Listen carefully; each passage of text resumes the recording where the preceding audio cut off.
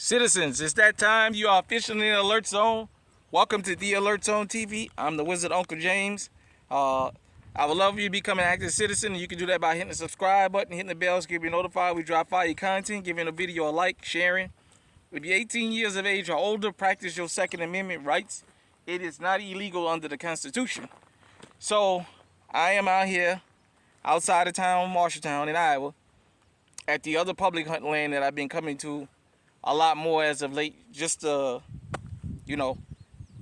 Timmins Grove. I already told you guys about the experiences I've had in Timmins Grove, and I'm not in the mood for it today, so I came here. So I wanted to say, oh, by the way, I know it's summertime, but got my winter EDC on me right now, the Canic TP9SA. I just happened to grab it today and say, well, hell, I'll throw it on. And so I'm rolling with that. So I came to show you guys a pretty cool piece, but we're going to have a discussion about it because it's going to cover a lot of grounds, this particular firearm. Look at that. The things ain't even tight no more. This thing has sat so long. Anyhow, this is my Remington 597 chambered in .22 long rifle. Right now it's clear for YouTube. I'm outside in the public in a safe direction, YouTube. It came with a BSA scope on it, 39 by 40. I just got to tighten this. Look like it's the Picatinny rail because it's been sitting and get banged up for so long, but it is a .22 long rifle, so you know the recoil on it is not very much at all. I'll get that tightened up. Don't worry about it. Get it fixed. I got a little rattle. But this is a 597. I've had it for several years. It's chambered in .22 long rifle. It came with, I believe I got 3 of these 10-round mags. And I only got 2 with me today. And I bought a 25-round mag aftermath. Remington, I'm sorry. Extended mag. And I'm going to show you guys something about this thing. And now, mind you, this was during the made from Remington. This is not like a aftermarkets. This is from Remington itself. A little bit about this firearm. I got a good deal on it. Shout out to the general store in Marshalltown. I definitely appreciated that. I got a good deal one of the days I happened to go there. So like I said, I had it for years. It's got a manual safety on it.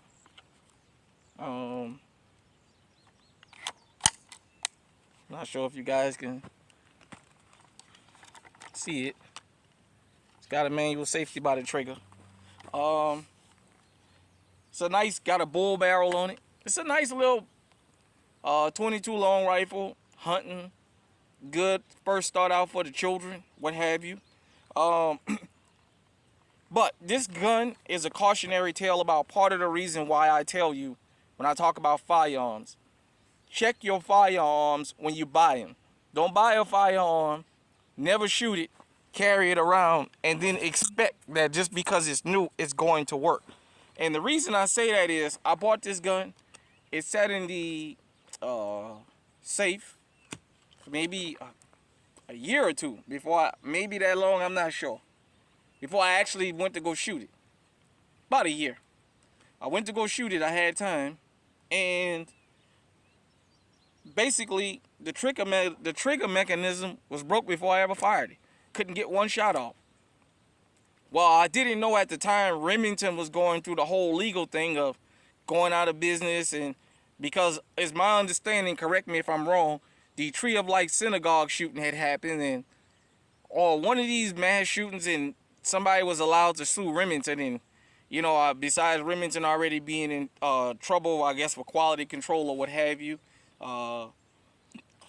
So getting the part, it took a while to get the part. Finally, I did get the part.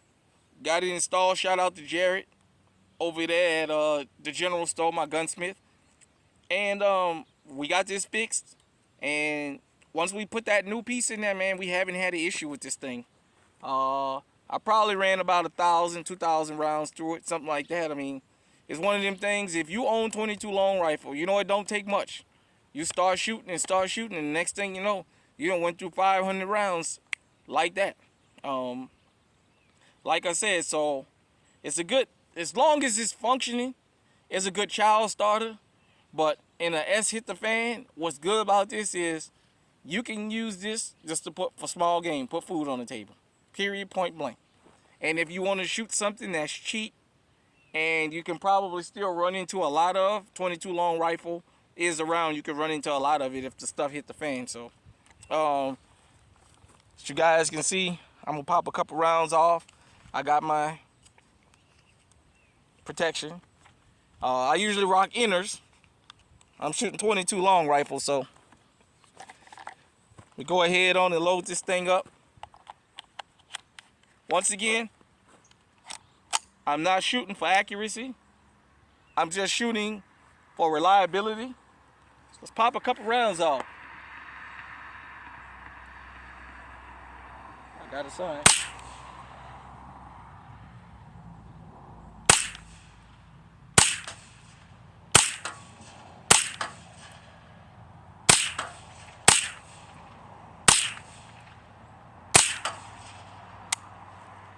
Clear. Drop the mag. It's clear. As you guys can see, you might have heard the clinking. There's a sign out here, and for the most part, it seems to be close to zeroed in. Got a little bit of a rattle, which, like I said, I'm gonna fix that. But it's still tight enough where I was still able to hit with this thing. The last time I went out, I hit so many bullseyes, it was just unreal. Like I said, I don't think it's not the firearm. It appears to be this rail that it's sitting on. It's not the scope, but nevertheless, you know, let me say this before I go further. I'm not ashamed of no firearm I own, and I'm not ashamed if I have a malfunction or what have you, because I'm always going to tell you part of the niche of this channel. I always think about new firearm owners. I always think about people that's new to the business, people that's just getting into it. So I don't feel like I should only show when my gun functions and not when it malfunctions. So, you know, this is just normal everyday issues. Now, the second part I wanted to talk about was, I always told you guys about the non-standard magazine, you know, the sticks, the bananas, what have you, the drums, and why it's important to test them. The last 3 or 4 times I tried to use this thing, every time I shot around, the damn thing would slide out. Let's try it out here and see what we get.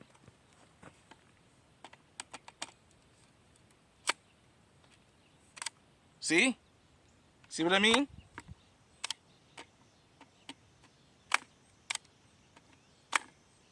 This is why you got to check your firearms.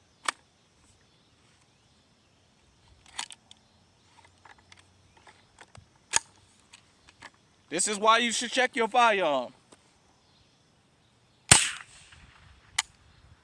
See? Malfunction.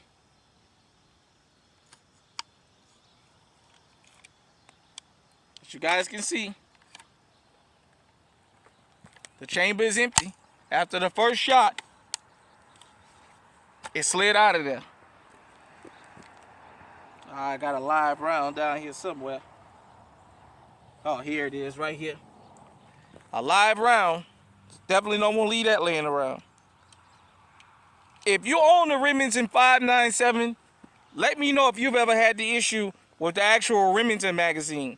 Like I said, maybe this is one of them things you would have to basically load it and then hold it almost. Let's try that real quick.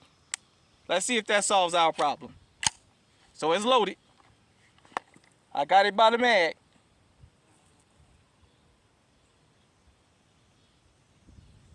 I got it by the mag.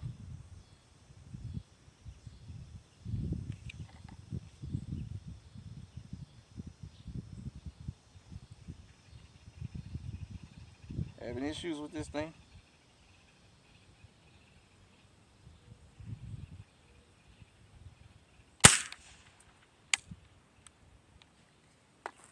Nope.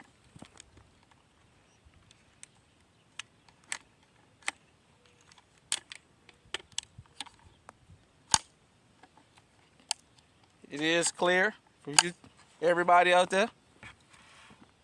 So, as you guys saw,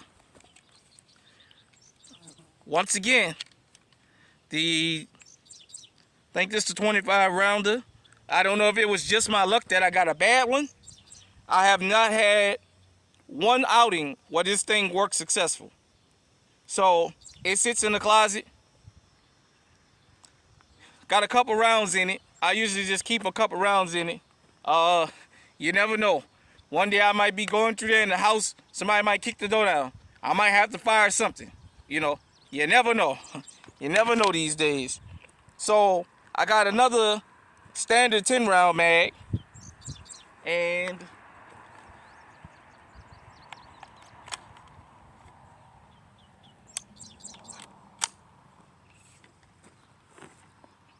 let's see if we can get busy here.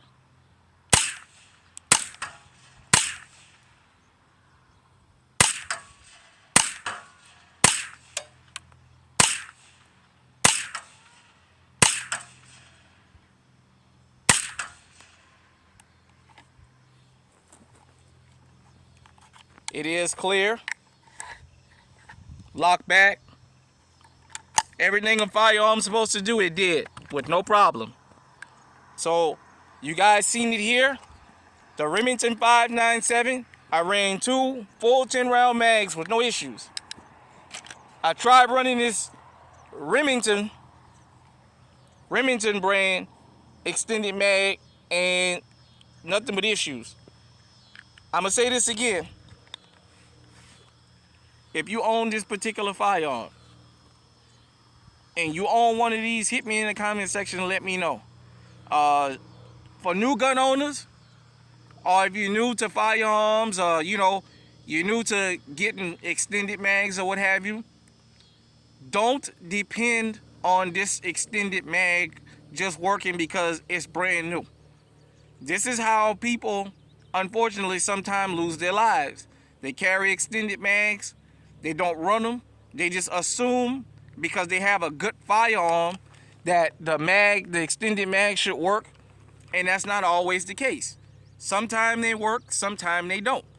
That's why we do it unedited here on the Alert Zone. I let you guys see all my bloopers when I trip over my words. I also let you guys see my malfunctions. I've had people, especially on the old channel, beat me up about some of the malfunctions I had, but I never took it to heart because I don't want to sell people a lie that every firearm you buy and every accessory is going to work and never have an issue. If I do that, a lot more people going to wind up deceased.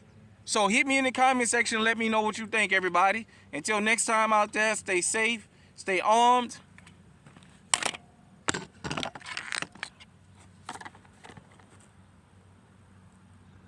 Stay on high alert.